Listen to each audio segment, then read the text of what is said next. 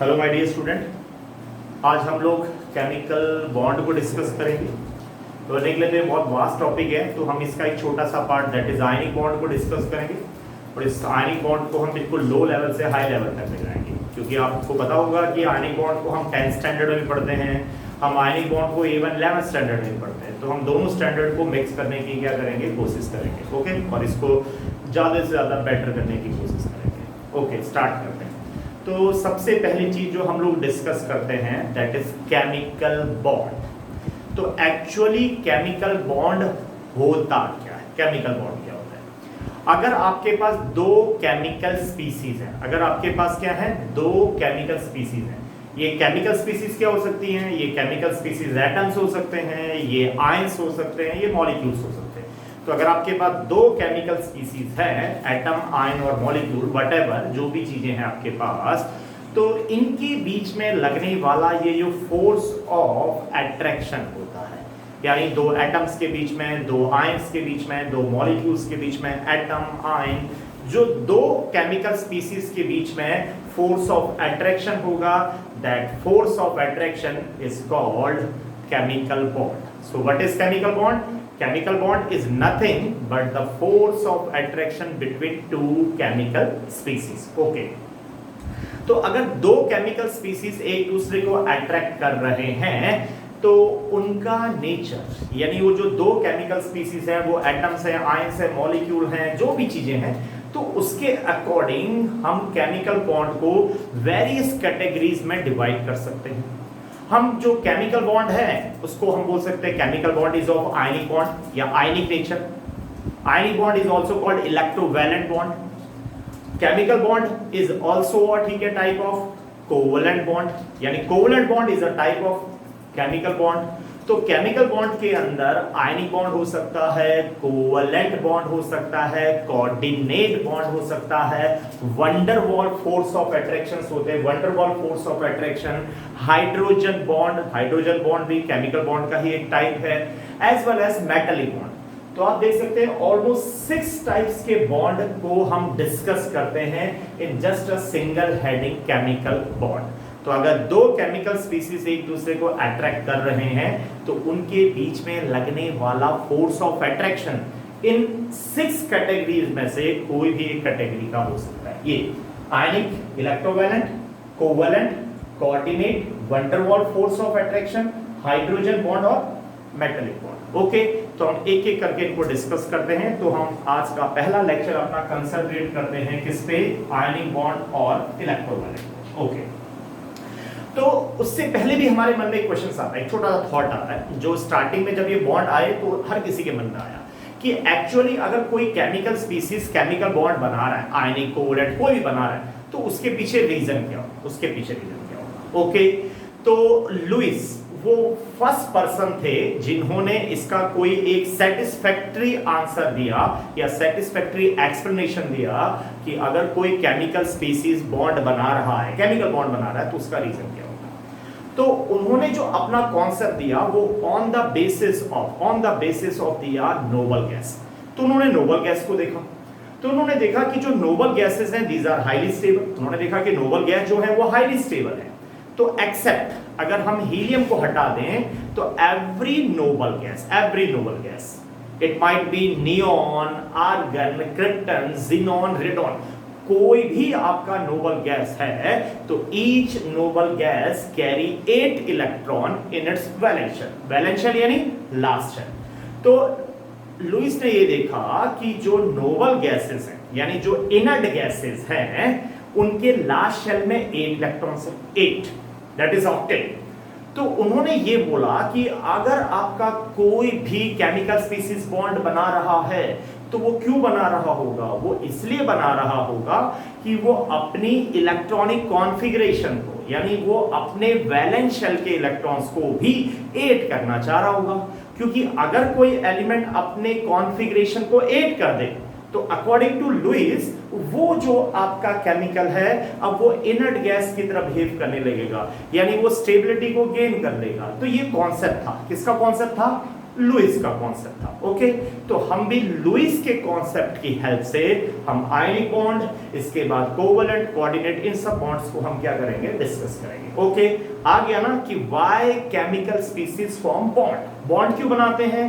ताकि वो अपने लास्ट शेल में क्या कर सके, 8 इलेक्ट्रॉन ला सके, just like noble gases. Okay, तो स्टार्ट करते हैं आयनिक बॉन्ड। तो आयनिक बॉन्ड को हम भी बेसिक लेवल से स्टार्ट करते हैं, बेसिक 10th लेवल से स्टार्ट करते हैं, फिर धीरे धीरे इसका लेवल हम इंक्रीज करेंगे। ओके, तो आयनिक बॉन्ड और इलेक्ट्रोवैलेंट बॉन्ड, अगर आपके पास दो केमिकल स्पीसीज है, दो केमिकल स्पीसीज है, अब दो केमिकल स्पीसीज में क्या है, एक होना चाहिए मेटल और दूसरा होना चाहिए नॉन मेटल। तो मैं अब रफ आप लोगों के लिए एक स्टेटमेंट लिखता हूं कि अगर आपके पास दो एलिमेंट है, एक है मेटल और दूसरा है नॉन मेटल, एक मेटल और एक नॉन मेटल, अगर मेटल और नॉन मेटल अगर आपस में कोई केमिकल बॉन्ड बनाते हैं, then that chemical bond is called ionic bond.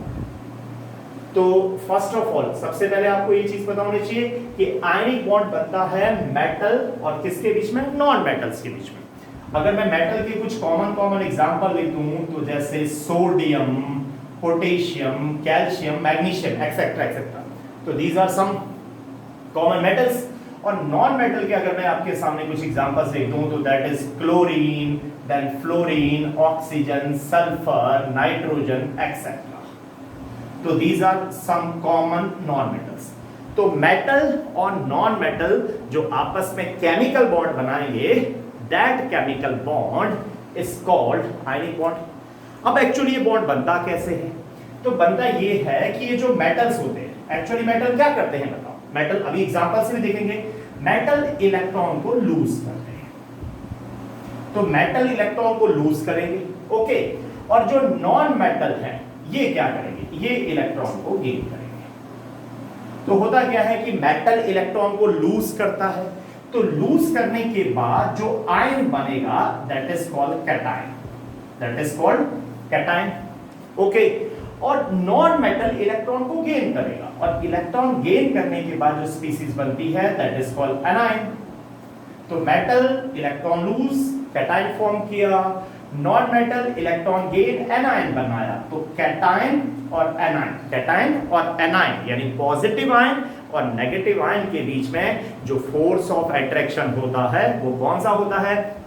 वो होता है हमारा electrostatic force of attraction, electrostatic force of attraction. Okay, अब ये जितनी चीजें हमने लिखी हैं इसको हम एक सूटेबल एग्जांपल से डिस्कस करने की कोशिश करते हैं। तो इसका जो सबसे परफेक्ट हमारा एग्जांपल हो सकता है, सबसे कॉमन एग्जांपल NaCl। कौन सा? NaCl। अब हमें इसमें लुईस का कॉन्सेप्ट भी ऐड करना है, देखो डिस्कस करते हैं। तो सोडियम, तो सोडियम का एटॉमिक नंबर कितना है? 11 है। ओके, सोडियम का एटॉमिक नंबर 11 है। तो इसकी कॉन्फ़िगरेशन क्या है? इसकी कॉन्फ़िगरेशन है 281, 281।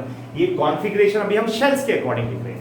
अगर इस कॉन्फ़िगरेशन को, अगर इस सोडियम की कॉन्फ़िगरेशन को मैं नोबल गैस के अकॉर्डिंग लिखूं, तो देखो मैंने नोबल गैस के अकॉर्डिंग क्या लिख दिया, सोडियम, नीचे बेस में लिख दिया मैंने सोडियम नियॉन।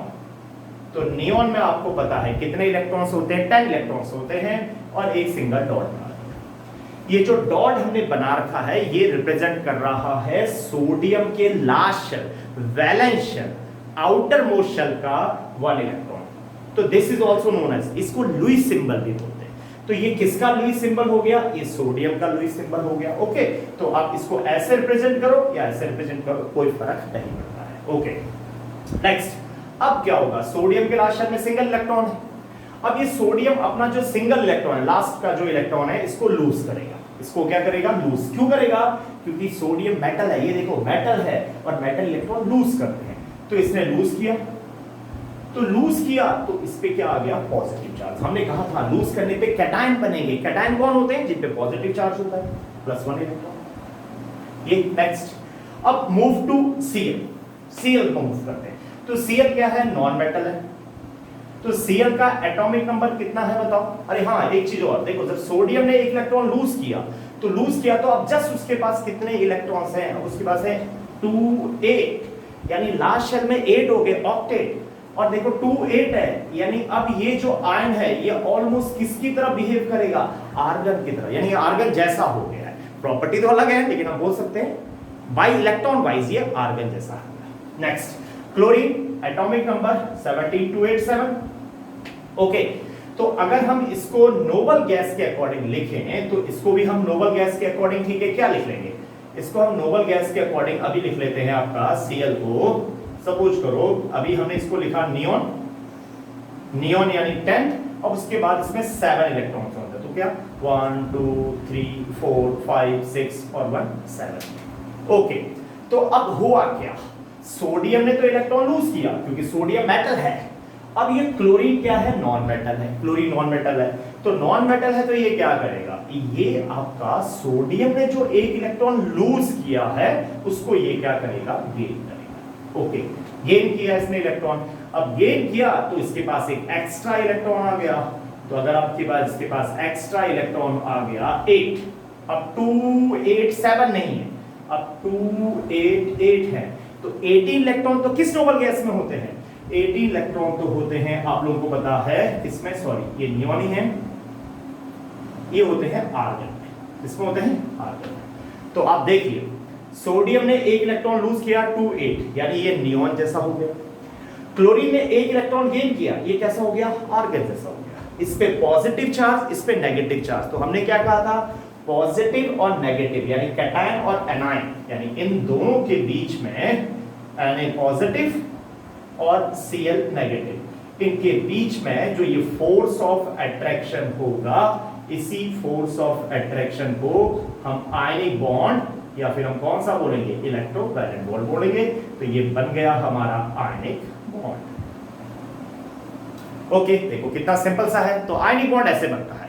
ओके, अब आयनिक बॉन्ड में कुछ चीजें हम ऐड करते हैं क्योंकि अब हमारे पास एग्जांपल है।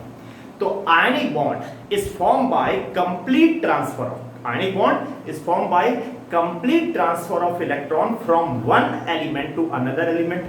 आयनिक बॉन्ड कैसे बनते हैं, इलेक्ट्रॉन के कंप्लीट ट्रांसफर से बनते हैं। अब वो इलेक्ट्रॉन कहां से ट्रांसफर होगा, वो फ्रॉम होगा मेटल, क्योंकि मेटल ने इलेक्ट्रॉन लूज करने हैं, और वो इलेक्ट्रॉन जाएगा किसके पास, वो जाएगा नॉन मेटल के पास, क्योंकि नॉन मेटल इलेक्ट्रॉन को क्या करता है, गेन करता है। ओके, सिंपल ही हो गया ना। अब थोड़ा सा इसमें हम लोग एक दो चीजें और ऐड करते हैं। अब हम लोग ये जो आयनिक, ठीक है, बॉन्ड या इलेक्ट्रोवैलेंट बॉन्ड है, इसको थोड़ा सा देख लेते हैं हम लोग किसके नजरों से। अभी तो हमने मेटल और नॉन मेटल किससे देखा, इसको हम देख सकते हैं एक हायर क्लास, मतलब 11th क्लास में पढ़ने वाले टॉपिक इलेक्ट्रोनेगेटिविटी के अकॉर्डिंग भी देख सकते हैं। तो अगर दो एलिमेंट, ये आपको पता होना चाहिए, अगर दो एलिमेंट आयनिक बॉन्ड बनाते हैं, अगर दो एलिमेंट आयनिक बॉन्ड बनाते हैं तो उनकी इलेक्ट्रोनेगेटिविटी का जो डिफरेंस है, जो उनकी इलेक्ट्रोनेगेटिविटी का डिफरेंस है, शुड बी मोर देन 1.7, यानी अकॉर्डिंग टू पाउलिंग स्केल जो आपके डिफरेंट एलिमेंट्स की जो डिफरेंट इलेक्ट्रोनेगेटिविटी की वैल्यू होती है, इलेक्ट्रोनेगेटिविटी की वैल्यू होती है, उसके अकॉर्डिंग अगर दो एलिमेंट में आयनिक बॉन्ड बनना है तो उन दो एलिमेंट का इलेक्ट्रोनेगेटिविटी का डिफरेंस 1.7 से ज्यादा होना चाहिए। तो अगर दो एलिमेंट में इलेक्ट्रोनेगेटिविटी डिफरेंस 1.7 से ज्यादा होगा तो वो कैसा बॉन्ड बनेगा, वो आयनिक बॉन्ड बनेगा। अगर 1.7 से कम होगा तो वो क्या बनेगा, कोवैलेंट बॉन्ड बनेगा। ओके, फिर कोवैलेंट बॉन्ड के टाइप्स होते हैं, उसको हम बाद में डिस्कस करेंगे, वो पोलर होते हैं, नॉन पोलर होते हैं, उनके भी रूल्स होते हैं। ओके, तो हमने अभी किसकी, आयनिक बॉन्ड की दो कंडीशंस देख ली हैं। ये बनता है मेटल और नॉन मेटल के बीच में। मेटल इलेक्ट्रॉन लूज करेगा, लूज करने के बाद पॉजिटिव आयन बनेगा, कैटायन कहलाता है। जो नॉन मेटल है वो इलेक्ट्रॉन को गेन करेगा, इलेक्ट्रॉन गेन करने के बाद नेगेटिव आयन बनेगा, दैट इज कॉल्ड एनायन। और पॉजिटिव आयन और नेगेटिव आयन के बीच में जो फोर्स ऑफ अट्रैक्शन होता है, that is called electrostatic force of attraction. और इस बॉन्ड को हम लोग आयनिक बॉन्ड या इलेक्ट्रोवैलेंट बॉन्ड बोलते हैं। ओके, ये सिंपल सा डेफिनेशन हो गया, ये कॉन्सेप्ट लगेगा, और इसमें लुईस का कॉन्सेप्ट भी लग रहा है, which is based upon inertness of noble gas, कि अगर कोई एलिमेंट इलेक्ट्रॉन लूज करेगा या इलेक्ट्रॉन को गेन करेगा तो क्यों करेगा, ताकि वो अपने लास्ट शेल में कितने इलेक्ट्रॉन्स ला सके, 8 इलेक्ट्रॉन ला सके। कितने इलेक्ट्रॉन ला सके, 8। ये सिंपल सा। अब हम इसको थोड़ा सा लेवल बढ़ाते हैं। अब हम आयनिक बॉन्ड को एनर्जी के अकॉर्डिंग देखते हैं। किसके अकॉर्डिंग देखते हैं? एनर्जी के अकॉर्डिंग। तो एनर्जी के अकॉर्डिंग मैं आपको एक बहुत इंटरेस्टिंग चीज बताता हूं कि जब कभी भी आयनिक बॉन्ड बनता है, एक चीज आप बिल्कुल याद रखिए, जब कोई भी आयनिक बॉन्ड बनता है तो आयनिक बॉन्ड की जो फॉर्मेशन होती है इट इज ऑलवेज कैसी प्रोसेस बताओ? Exothermic process. जब कभी भी आयनिक बॉन्ड बनेगा तो एक्सोथर्मिक प्रोसेस होगी। एक्सोथर्मिक मींस आयनिक बॉन्ड बनने में हमेशा एनर्जी क्या होती है? रिलीज होती है, एनर्जी रिलीज होती है। अब ये एनर्जी रिलीज कैसे होती है? तो इसको मैं आपको कुछ एनर्जी फैक्टर्स से बताते हैं, कुछ एनर्जी फैक्टर्स से बताते हैं। तो अब हम आयनिक बॉन्ड को थोड़ा सा एनर्जी के अकॉर्डिंग डिस्कस करते हैं। तो अगर हम आयनिक बॉन्ड को एनर्जी के अकॉर्डिंग डिस्कस करें तो इसके अंदर हमारे आते हैं बेसिकली थ्री टॉपिक्स। तो आयनिक बॉन्ड में थ्री एनर्जीज को हमको कंसिडर करना पड़ता है।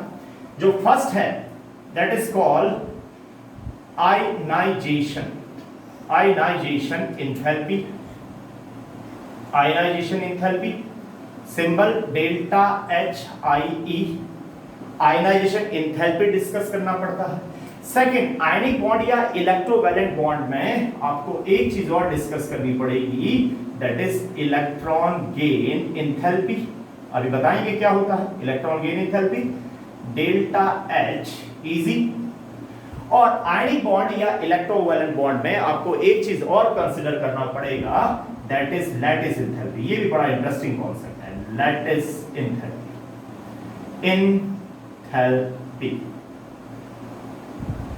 Delta HLE। ओके, तो थ्री एनर्जी फैक्टर्स को हम डिस्कस करेंगे during formation of ionic bond. अब सबसे पहले हम डिफाइन करते हैं what is ionization enthalpy.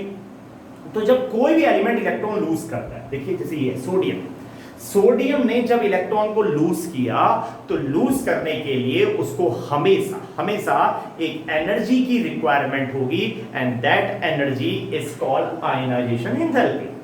So what is ionization enthalpy? amount of energy required to remove an electron from the valence shell of an element। तो किसी भी एलिमेंट के वैलेंस शेल यानी लास्ट शेल से इलेक्ट्रॉन को remove करने के लिए जो एनर्जी क्या होगी? रिक्वायर्ड होगी, that energy is called ionization energy. तो अगर हमको आयनिक बॉन्ड बनाना है तो आयनिक बॉन्ड बनाने के लिए हमेशा आयनाइजेशन एंथैल्पी कम होना चाहिए। आयनाइजेशन एंथैल्पी मींस हम अगर उसको थोड़ी भी एनर्जी दे दें तो उसने क्या करना चाहिए? इलेक्ट्रॉन लूज करना चाहिए। तो ऐसा कौन करते हैं? मेटल्स करते हैं। तो दो चीजें, फर्स्ट ऑफ ऑल, ठीक है, जो आयनाइजेशन एनर्जी है ये कैसी प्रोसेस है? ये प्रोसेस है एंडोथर्मिक। कैसी प्रोसेस है? एंडोथर्मिक। और नेक्स्ट चीज कि अगर आयनिक बॉन्ड बनना है तो आयनिक बॉन्ड बनने के लिए लो आयनाइजेशन एंथैल्पी होनी चाहिए। क्यों?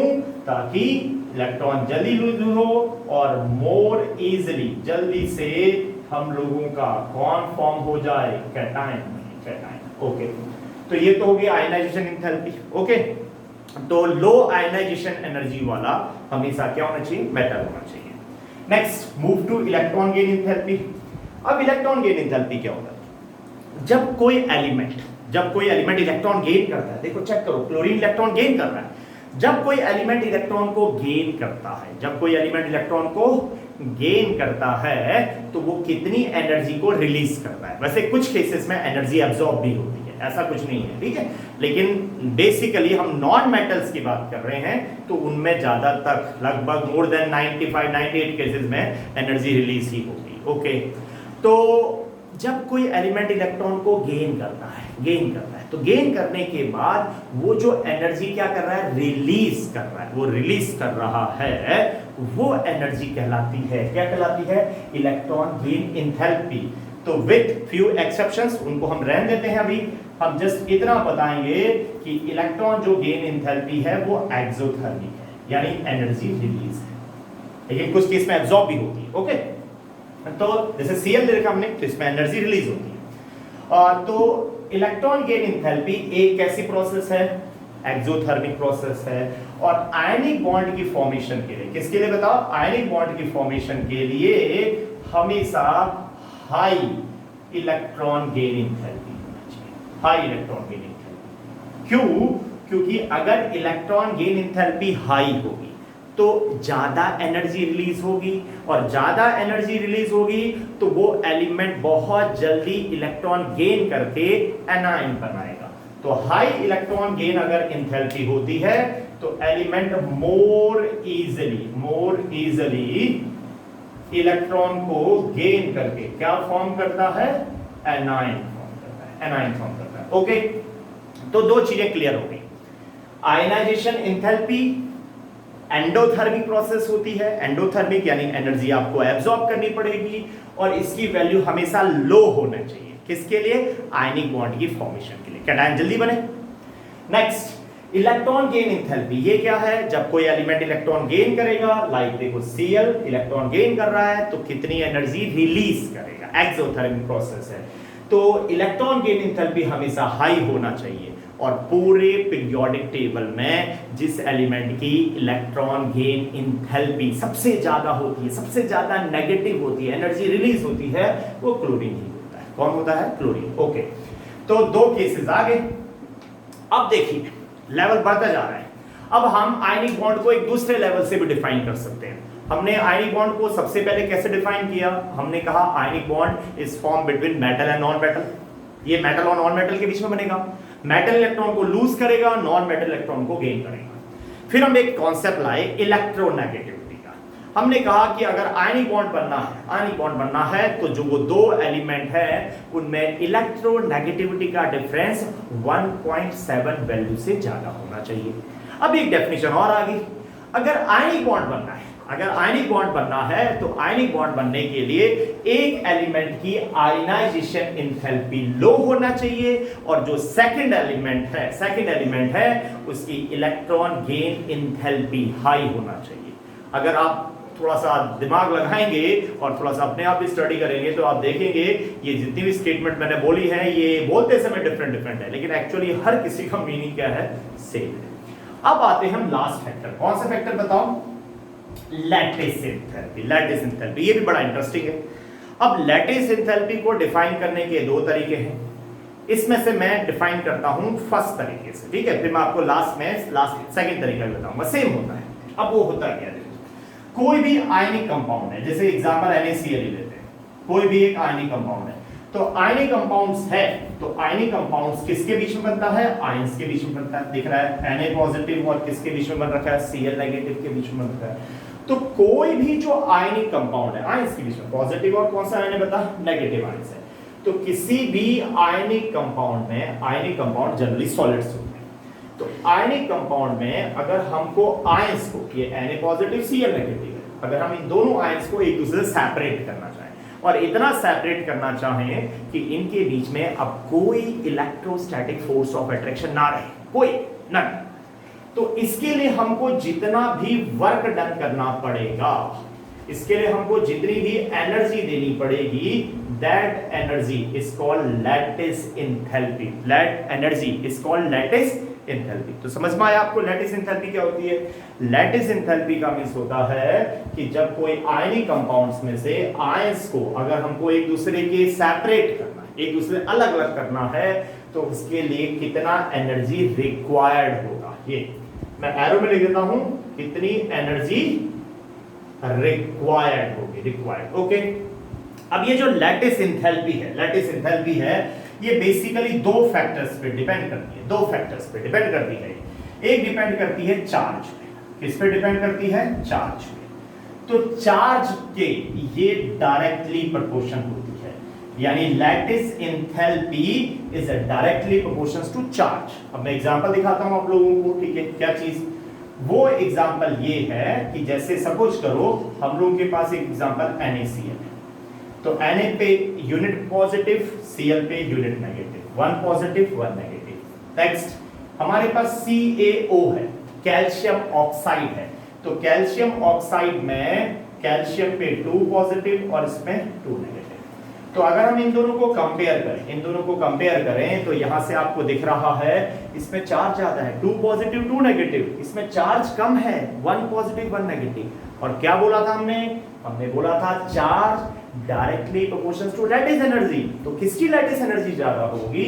लैटिस एनर्जी ज्यादा होगी कैल्शियम ऑक्साइड की, लाइन की ज्यादा होगी, L ठीक है, CaO की ज्यादा होगी। ओके नेक्स्ट, जो ये लैटिस एनर्जी है ये साइज के इनवर्सली प्रोपोर्शनल होती है। यानी अगर साइज बड़ा होगा तो लैटिस एनर्जी क्या होगी? कम होगी। तो इसको भी हम डिस्कस करते हैं, चलो हम Na positive Cl negative, NaCl, sodium chloride and potassium chloride. तो दोनों कंपाउंड में चार्ज सेम है, दोनों कंपाउंड में क्या है? चार्ज सेम है। अगर दोनों कंपाउंड में चार्ज सेम है और हमको बताना है किसकी लैटिस एनर्जी ज्यादा है, तो हम सिंपल सा क्या करेंगे? चार्ज तो सेम है, अब हम लेंगे साइज। तो Cl ये भी सेम है, Na पॉजिटिव है, तो सोडियम पॉजिटिव में 10 इलेक्ट्रॉन है, तो 2 शेल है।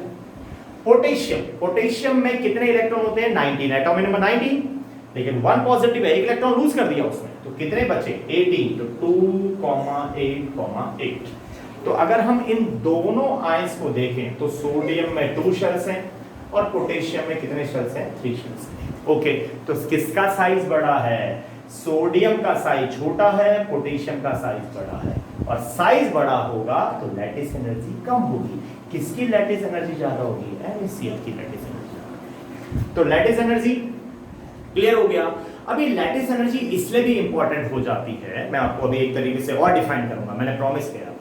अभी आप जस्ट इतना याद रखो कि लैटिस एनर्जी आपके लिए इसलिए भी इंपॉर्टेंट हो जाती है क्योंकि लैटिस एनर्जी ही आपका क्वांटिटेटिव वो क्वालिटेटिव मेथड है जिसकी हेल्प से हम किसी भी आयनिक कंपाउंड की स्टेबिलिटी को कंपेयर करते हैं। अगर हमारे पास दो कौन है बताओ?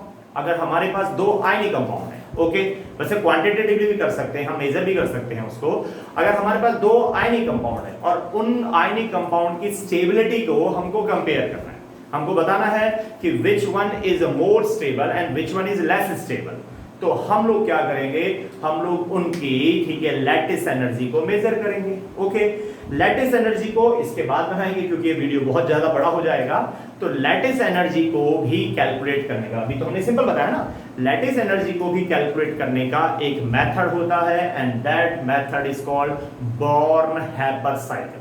तो बॉर्न-हैबर साइकिल की हेल्प से हम किसी भी आयनिक कंपाउंड की लैटिस एंथैल्पी को कैलकुलेट कर सकते हैं। ओके, तो लैटिस एंथैल्पी जो होती है वो डायरेक्टली प्रोपोर्शनल होती है स्टेबिलिटी ऑफ आयनिक कंपाउंड के। तो अगर हमको दो आयनिक कंपाउंड्स के बीच में स्टेबिलिटी को कंपेयर करना है कि which one is more stable and which one is less stable, तो जस्ट हम उनकी लैटिस एनर्जी को कैलकुलेट करेंगे, मेजर करेंगे, आ गया, और हम जिसकी लैटिस एनर्जी ज्यादा होगी वो ज्यादा स्टेबल होगा।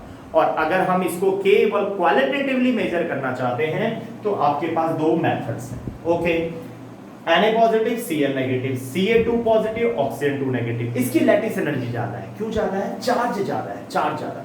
तो अगर इसकी लैटिस एनर्जी ज्यादा है तो कैल्शियम ऑक्साइड जो है वो मोर स्टेबल होगा in compare to sodium chloride. Next move to NaCl and potassium chloride.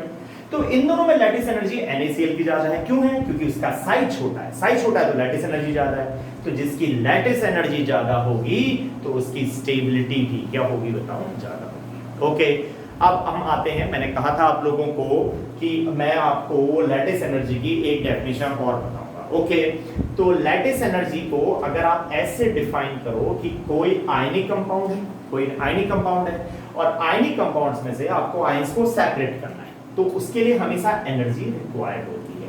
अगर हम इसी प्रोसेस को रिवर्स करते हैं, रिवर्स मींस सब कुछ करो, हमने ये कह दिया कि हम लोगों के पास दो आयंस हैं, एक पॉजिटिव आयन है और एक नेगेटिव आयन है, अभी एक दूसरे से इनफाइनाइट डिस्टेंस में। इनफाइनाइट मींस पॉजिटिव और नेगेटिव के बीच में कोई इलेक्ट्रोस्टैटिक फोर्स ऑफ अट्रैक्शन नहीं है, ये दोनों एक दूसरे से बहुत दूर है। तो अगर हम पॉजिटिव आयन और नेगेटिव आयन को एक दूसरे के क्लोज लाएं, और क्लोज लाने के बाद अगर हम उनमें क्या बनाना चाहें? बॉन्ड बनाना चाहें। कौन सा बॉन्ड बनाना चाहें? आयनिक बॉन्ड बनाना चाहें। एक दूसरे के बहुत क्लोज लाना चाहें तो आयनिक कंपाउंड बन जाएगा। और आयनिक कंपाउंड जैसे बनेगा, सॉल्ट बनता है, तो इस केस में एनर्जी जो होती है, हमेशा याद रखिए, वो एनर्जी रिलीज। तो प्रोसेस अपोजिट है, प्रोसेस अपोजिट है। अगर आयनिक कंपाउंड में आयंस को आपको सेपरेट करना है तो एनर्जी रिक्वायर्ड होगी। जस्ट लाइक देखिए, जैसे मेरे हाथ में ये मार्कर है, ओके, अब ये मार्कर में अगर मैं इसका कैप और ये जो अदर पार्ट है इसको अगर मैं अलग करना चाहूंगा तो इसके लिए मुझे हमेशा एनर्जी रिक्वायर्ड होगी। कौन सी प्रोसेस? Endothermic process. लेकिन अगर मेरे पास ये आयंस है और इन आयंस को मैं पास लाके अगर मैं इनको आपस में बाइंड करना चाहूं, केमिकल बॉन्ड बनाना चाहूं, आयनिक बॉन्ड बनाना चाहूं, तो उस केस में एनर्जी क्या होगी? रिलीज होगी, एनर्जी रिलीज होगी। ओके, तो ये है आयनिक बॉन्ड। अब आयनिक बॉन्ड से रिलेटेड एक दो फैक्ट्स, ठीक है। तो फैक्ट नंबर 1, आप याद रखना कि जो आयनिक बॉन्ड होते हैं, these are non directional bonds. Ionic bond क्या होते हैं? नॉन डायरेक्शनल बॉन्ड्स होते हैं। नेक्स्ट पॉइंट, जब आयनिक बॉन्ड बनता है, जैसे NaCl में आयनिक बॉन्ड बना, तो आयनिक कंपाउंड जो होते हैं, जैसे ये NaCl है, ये कभी मॉलिक्यूल्स में नहीं मिलेंगे। NaCl आपको कभी मॉलिक्यूल में नहीं मिलेगा, इसका पूरा एक क्रिस्टल स्ट्रक्चर्स होगा। इस पे भी हम एक वीडियो बना चुके हैं, अगर आप देखेंगे तो हमने structures of ion NaCl discuss किया था। तो ये पूरा का पूरा एक क्या होता है? क्रिस्टल होता है, क्रिस्टल। NaCl कभी भी एक सिंगल आपको एंटिटीज नहीं मिल सकती, एक सिंगल मॉलिक्यूल कभी भी किसी आयनिक कंपाउंड का नहीं मिल सकता। ये पूरे आयंस के क्रिस्टल जाल के फॉर्म में होता है। ओके, तो ये 2 पॉइंट आपको याद रखने हैं रिगार्डिंग आयनिक बॉन्ड। तो ठीक है, फिर मुझे लगता है भी आयनिक बॉन्ड्स को हमने रफ डिस्कस कर लिया है। आपको आयनिक बॉन्ड की कंडीशंस पता चल गई हैं, बेसिक लेवल से एडवांस लेवल तक। आपको ये भी पता चल गया है कि जो आयनिक बॉन्ड्स हैं, अगर हम उनको एनर्जी के अकॉर्डिंग देखें तो हमको 3 एनर्जीज डिस्कस करनी पड़ेगी। आयनाइजेशन एंथैल्पी, इलेक्ट्रॉन गेन, ठीक है, enthalpy, lattice enthalpy. Lattice enthalpy आपको पता चल गया है कि ये एक आपका मेथड है जिससे हम किसी भी आयनिक कंपाउंड की स्टेबिलिटी को कंपेयर कर सकते हैं, और लैटिस एंथैल्पी को कैलकुलेट करते हैं हम यूजिंग बॉर्न-हैबर साइकिल। तो एक वीडियो हम बॉर्न-हैबर साइकिल पे भी बनाएंगे, और एक वीडियो हम जो ये आयनिक कंपाउंड्स हैं इनकी कुछ जो प्रॉपर्टीज होती हैं, जैसे आयनिक कंपाउंड्स आपके पता है हार्ड होते हैं, ये आप लोगों के इनका मेल्टिंग पॉइंट काफी हाई होता है, इनका डाइलेक्ट्रिक कांस्टेंट, तो इस पे भी एक वीडियो बनाएंगे। Okay, then thank you.